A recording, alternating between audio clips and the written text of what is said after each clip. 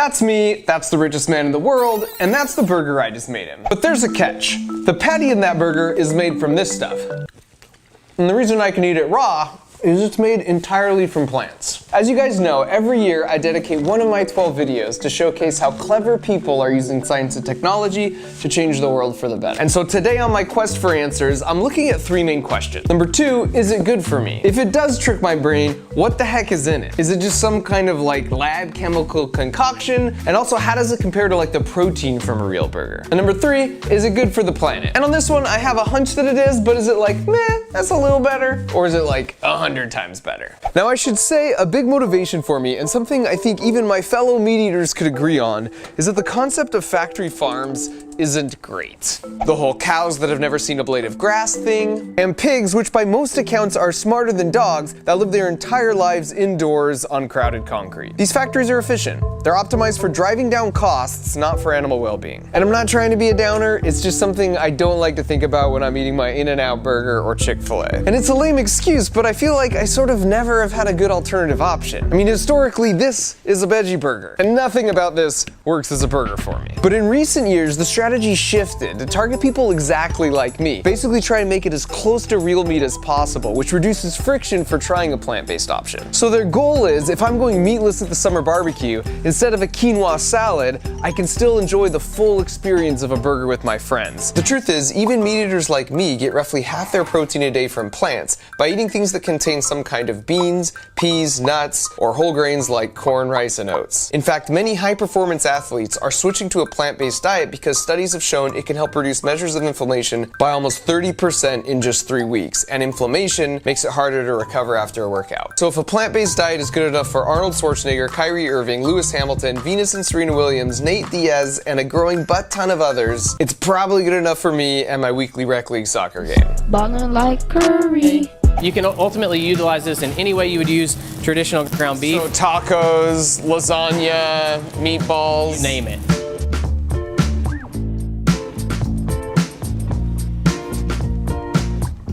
They're so good. This is a plant-based burger, and look at the mess I'm making. Kind of wanted to talk to you about plant-based meat, and I thought maybe we could try them out as well. Sure. But as a control, I know you're a big fan of Dick's Burgers. So to kind of cleanse the palate, I thought we could just take a bite. That's the real thing. The real thing. As a non-Seattle native, I've got to say, I think this may be an acquired taste. Yeah, you get used to a certain burger. You get used to. And so now it's time for my cooking. What do you think? It's quite good. I mean, that's light years away from what they used to make. Like the traditional veggie burger? Right. You know, the quality's going to keep getting better. The plant-based guys are not done innovating. Eventually, they claim you won't be able to tell the difference. Next up was my killer bratwurst. Wow.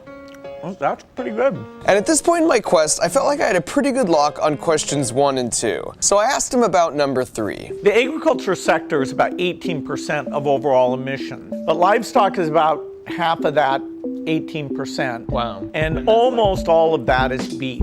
Is this like cow farts, cow burps? Slightly more burps than farts, but it's a mix of those two. To put that into perspective, that means that sector alone is responsible for more greenhouse gases than all the cars, trucks, trains, ships, and planes combined. Turns out, it takes a lot of stuff to make a cow. Very inefficient, particularly beef, is almost 8 to 1. You use 8 calories to feed that cow for every calorie of meat you get out, because you're building bone and respiration for that cow.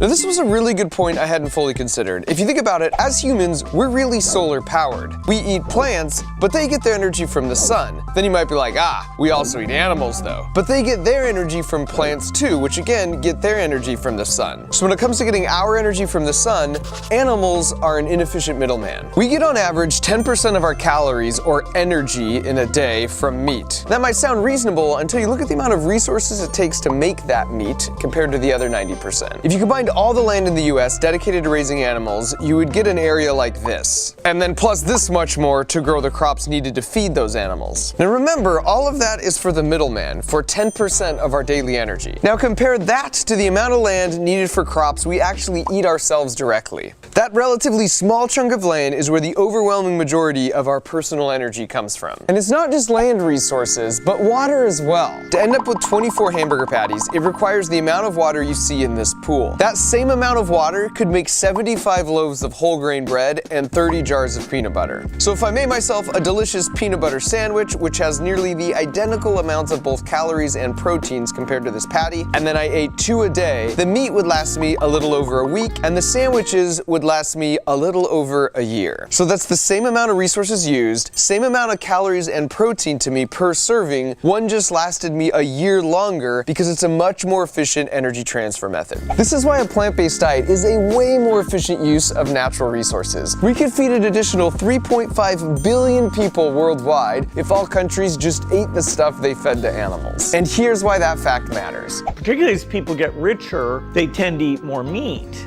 If we don't do anything, this sector will actually grow over time. So you're saying not just the fact that there's more people and a larger population, but as people move up towards the middle class, they want to consume more meat. And you can certainly see that this is true when you look at the amount of meat consumed over the past 50 years. Given the resources required, a trajectory for meat consumption like this is simply unsustainable. A few decades ago, meat was considered a luxury product, but now it's a commodity for a growing number of people. In fact, the demand is growing so much, it now makes sense for farmers in the Amazon just to burn it down and to turn that forest into grazing land for animals. We've irreversibly lost 20% of the Amazon so far. And that's a double gut punch, because now not only is that more cow farts adding to climate change, but when you burn those trees, all the carbon stored inside them goes back into the atmosphere as the greenhouse gas CO2. One of the great tragedies about climate is that it's the poorest in the world, the farmers who live fairly near to the equator, that all this heat and flooding and droughts, they're going to suffer by far the most. If you're just trying to get people to cut back, don't eat meat, don't drive to work, don't take trips, it's such a dramatic set of sacrifices that everybody has to engage in, that without innovation, we're probably going to go way past the 2 degrees. And that last part is the silver lining. Plant-based meat is the exact kind of innovation Bill's referring to here. And I'm optimistic because as the demand for plant-based meats goes up, the price will come down, much lower than actual meat. So then not only will the experience be identical to eating meat, but it's better for you, better for animals, and much better for the planet. Oh, and it also costs half as much. It just becomes a really easy decision for people to switch in massive numbers. All right, so what does this all mean? Now that I've completed my quest for answers, where do I stand? And I'll say it still makes me really uncomfortable to think about these factory farms or the Amazon being burned down to make room for more cows, but at the same time, I can't really blame these poor remote farmers who know nothing about what a greenhouse gas is for just trying to feed their family. As long as the demand for meat continues to grow, there will be an incentive to be not cool to our mutual friend, Mother Earth. So the most effective thing we can do is try and reduce that demand. So after all this, I'm not a vegan. I'm not even strictly on a plant-based diet, but I have reduced the amount of meat I consume by more than half, and I feel great. Importantly, I've broken from that weird mindset that for it to be considered a true meal, it has to have some form of meat. So if any part of this video rang true to you, I would say don't take my word for it. Try it for yourself. You can find plant-based meat options in thousands of restaurants and even at Burger King and Carl's Jr. Most grocery stores have a whole section dedicated to them, so you can substitute it into your favorite home-cooked meal. And remember, it doesn't have to be binary, like you either eat no meat or you're frickin' Ron Swanson. If a bunch of people did Meatless Monday, for example, that would have a huge impact on demand. Some of the challenges we face globally can feel pretty daunting, and so I love seeing clever people innovating on the front lines, trying to make it as easy as possible for the rest of us to make the right choices. It gives me hope about our future here together and inspires me to want to do my part.